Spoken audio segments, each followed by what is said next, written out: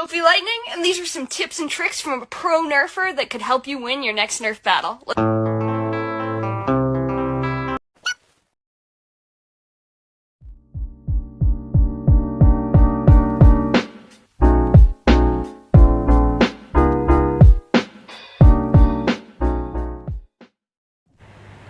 Okay, so for today I'm going to be speaking again because, well, you probably already know why. Because I'm too lazy to add text and it's very time consuming. So let's get on to the tutorial. Oh, and by the way, I'm actually recording my voice while watching the tutorial because I forgot to voice over. But anyway, so first step, you're gonna overlap the layers like this, just like what I did here.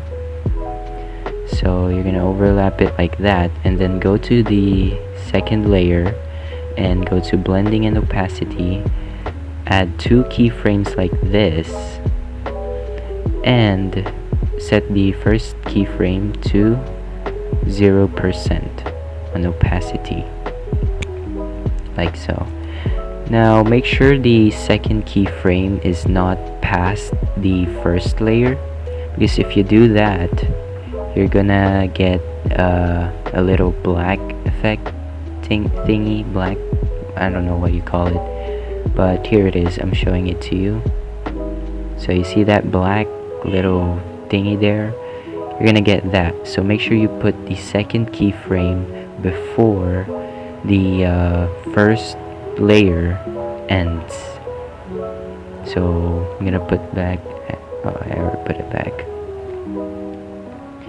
Okay, so once you've done that, you're gonna group both layers, and then you're gonna add a null layer, then trim the null layer,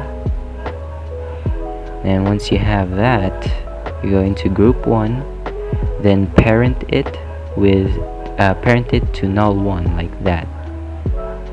So if you don't have the parent feature, you must have the Alight Motion version 4.0 to get the null layer and the parenting feature. Anyway, go to effects and add a tiles effect.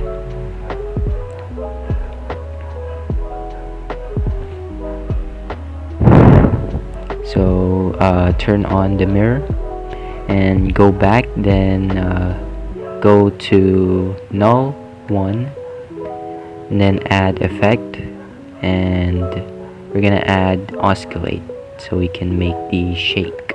So we're making the shake first.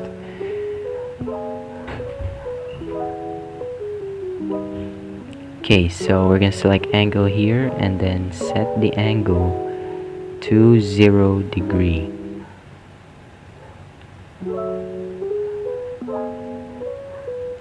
Like that, and then set the frequency to 0.75.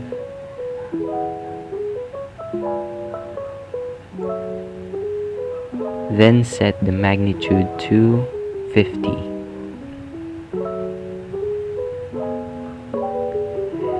And then after that, we're gonna add another effect called swing. So you're gonna find that in move/transform as well. So select swing, add the effect, and then select it and go to frequency and set the frequency to 1.20 hertz. 1.20. Then angle 1, set it to -5. If you want, you can go lower, like -6 or 7, or even lower, but that depends on you. Then angle 2, we're gonna set that to 5.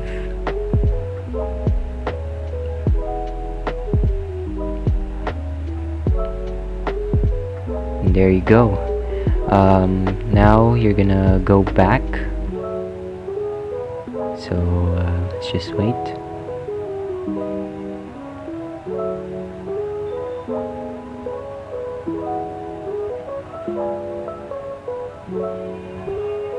Okay, there. So go back and go to move and transform, Then go to scale and add 2 keyframes like this, and then set the first keyframe and scale it up.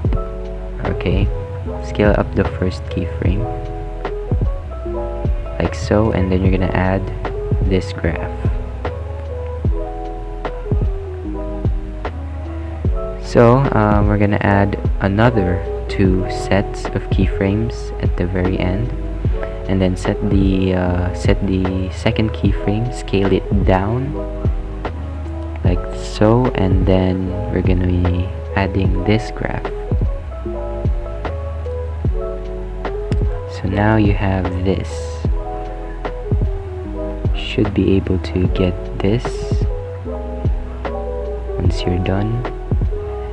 And then after that, you're gonna add another null layer.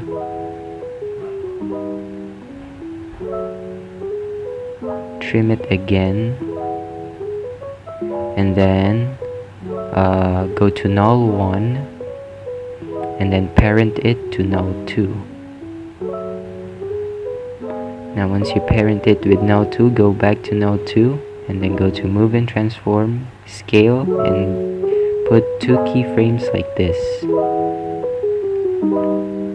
and then set the second keyframe and scale it up so that you can scale it up however you like, and then add this graph over here. So make sure you copy that graph.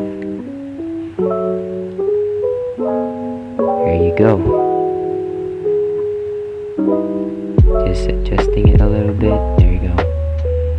And you're done.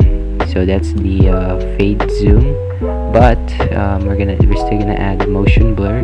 So go to group 1, go to effects, and add motion blur effect.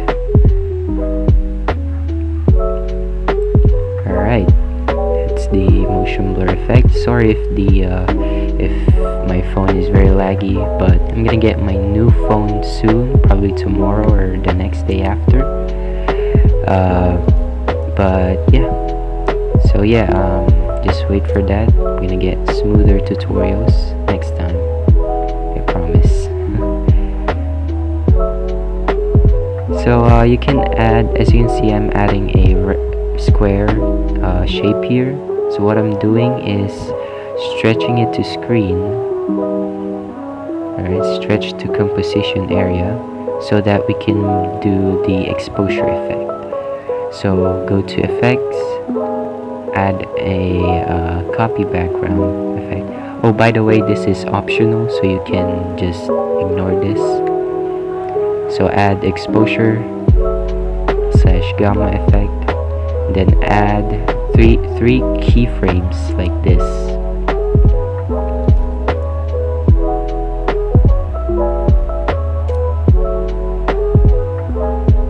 So, and then you're gonna set the second keyframe to the max, or however you like. Here you go. And after that, you're gonna add a Gaussian blur effect, and then add three keyframes as well in the same spot as the exposure / gamma. And then set the first and third keyframe to 0. There you go. And then you're gonna make sure that the Gaussian blur is above the exposure / gamma effect. And there you go. There you have it. There's the exposure effect. So I'm actually going to reduce the exposure here because I didn't quite like it. But yeah, you can adjust it however you like. Then add the motion blur again back, and you're pretty much done. So thank you guys so much for watching, and I hope you learned something today. Anyway, that's all for today. Peace out, Mina.